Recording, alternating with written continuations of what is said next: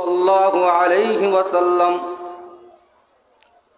وشر الأمور محدثاتها وكل محدثة بدعة وكل بدعة ضلالة وكل ضلالة في النار أما بعد فأعوذ بالله من الشيطان الرجيم بسم الله الرحمن الرحيم يا أيها الذين آمنوا إنما الخمر والميسر والأنصاب والأزلام رجس من عمل الشيطان فاجتنبوه لعلكم تفلحون.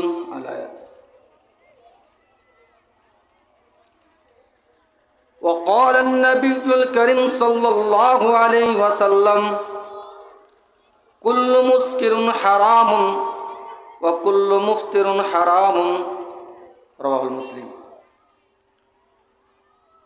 رب اشرح لي صدري ويسر لي أمري واحلل عقدة من لساني يفقهوا قولي رب زدني علما اللهم رب زدنی علما.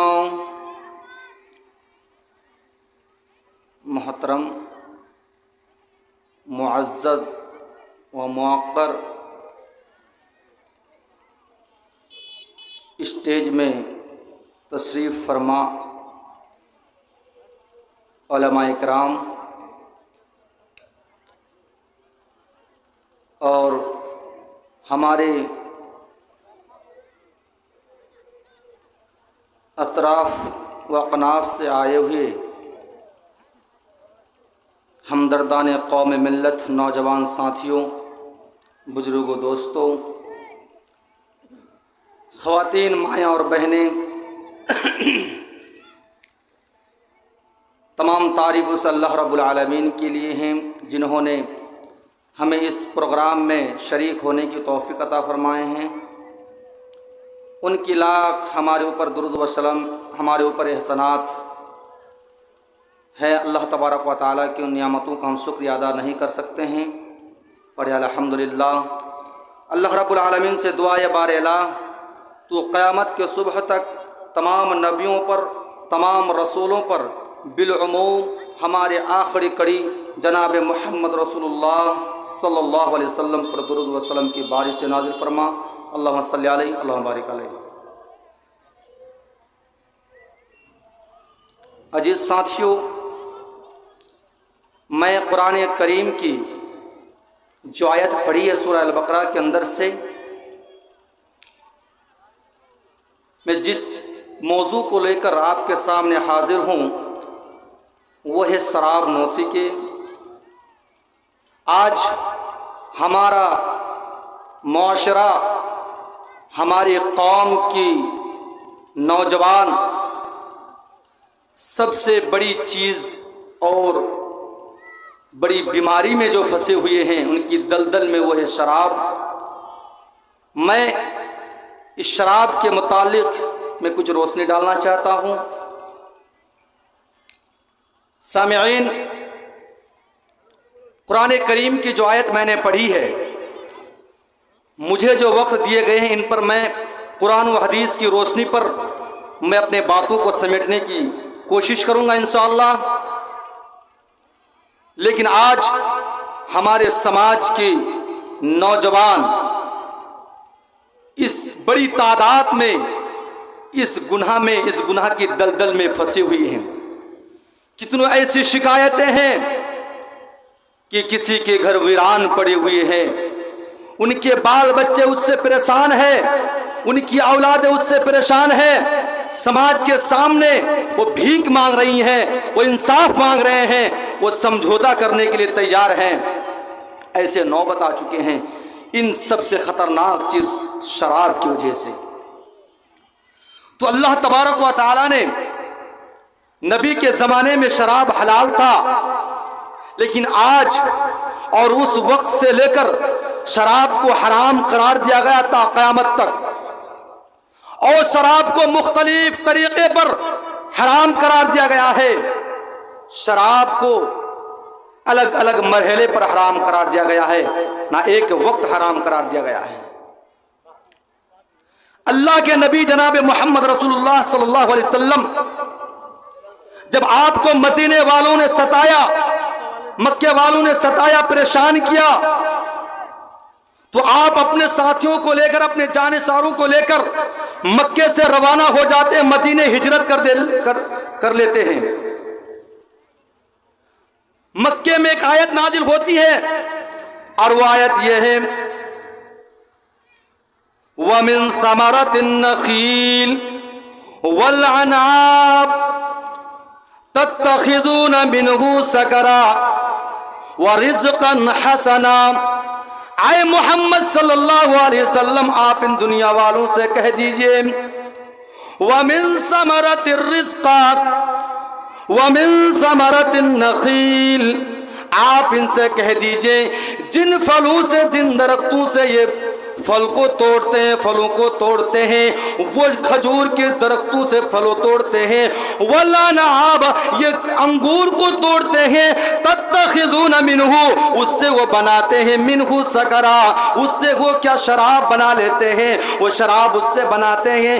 لیکن اللہ تبارک و تعالیٰ کہتے ہیں رِزْقًا حَسَنًا، یہ رزق حسانہ ہے، یہ رزق نہیں بلکہ رزق حسانہ قرار دیا گیا ہے. میرے پیارے ساتھیوں، مکے میں جو آیت نازل ہوئی ہے اس وقت بھی اللہ تبارک و تعالیٰ نے شراب کو حرام نے قرار دیتے ہیں. لیکن ہاں، جو لوگ شراب کے دل دادا تھے، جو لوگ شراب کے رسیاں تھے، وہ شراب پینے میں کم کر دیتے تھے. اس کے بعد آپ جب مدینے میں آتے ہیں، مدینے ہجرت کر لیتے ہیں، تو مدینے کے لوگ بھی شراب کے بارے میں اللہ کے نبی سے مطالبہ کرتے ہیں، پوچھتے ہیں اے اللہ کے نبی، شراب کے بارے میں کیا حکم ہے، شراب کے بارے میں کیا مطالبہ کرنا چاہتا ہوں، کیا شراب حلال ہے یا حرام ہے؟ اللہ کے نبی جناب محمد رسول اللہ صلی اللہ علیہ وسلم کو اللہ کے نبی آگاہ کر رہے ہیں اے محمد صلی اللہ علیہ وسلم، یسألونک عن الخمر والمیسر، اے محمد صلی اللہ علیہ وسلم، اگر یہ مدینے والے آپ سے پوچھ رہے ہیں، آپ سے مطالبہ کر رہے ہیں کہ شراب کے بارے میں، تو آپ ان سے کہہ دیجئے قل فیہما اسم کبیر، یہ دونوں بڑا برائی چیز ہے، یہ دونوں بڑی گناہ ہیں. اللہ کے نبی کو جو چیز کہا جاتے ہیں یہی ہے. اے نبی، آپ ان کو کہہ دیجئے کہ قل فیہما اسم کبیر، یہ دونوں کے دونوں برائی چیزیں. اور آپ کو کہا جاتا ہے، آپ کو یہ کہا جاتا ہے نبی محمد صلی اللہ علیہ وسلم ان کو کہہ دیجئے وَمَنَافِعُ لِلنَّاسِ، لیکن لوگوں کے لیے کچھ دنیاوی فائدے ہیں. نشے میں بھی فائدے ہیں. نوجوانوں، آئے نوجوانوں، ہاں نشے میں بھی فائدے ہیں. مکے کے لوگ، مدینے کے لوگ، عرب کے لوگ جب نشہ پی رہے تھے تو نشے کی نظریہ سے دیکھ رہے تھے کہ نشے پینے کی وجہ سے، وہ نشے پینے کے بعد وہ نشے میں مدہوس ہو جاتے تھے، اور نشے میں مدہوس ہونے کے بعد وہ اپنے مالوں کو غریبوں میں، یتیموں میں لٹا دیتے تھے تاکہ کوئی پرواہ نہ پڑے، جان نہ چلی جائے. اس نظریہ سے پی رہے تھے. اس لیے اللہ تبارک و تعالیٰ کہتے ہیں کہ وَمَنَافِعُ لِلنَّاسِ، لوگوں کے لیے کچھ فائدے بھی ہیں، لیکن ہاں وَإِثْمُهُمَا أَكْبَرُ، ان نفعوں سے زیادہ کہیں پہ مِنْهُ إِثْمُهُمَا، ان کے نزدیک ان کے نفع سے زیادہ کہیں نقصان ان کے اندر زیادہ ہے. ابھی شراب حرام نہیں قرار دیا گیا ہے. ہاں، اسی مدینے میں انصار لوگ شراب پینے لگے، ابھی شراب حرام نہیں ہوئی ہے، شراب کی حرمت ابھی نہیں آئی ہے، اللہ نے شراب کو حرام قرار نہیں دیا ہے. اتنے میں حضرت علی رضی اللہ تعالیٰ عنہ ابو ایوب انصاری کے گھر میں مہمان بن کے جاتے ہیں. عبد الرحمن بن عوف بھی ساتھ میں، چند صحابی بھی ساتھ میں. شراب ابھی حرام نہیں ہوئے، شراب پی کے مگن ہے، مستیوں میں مگن.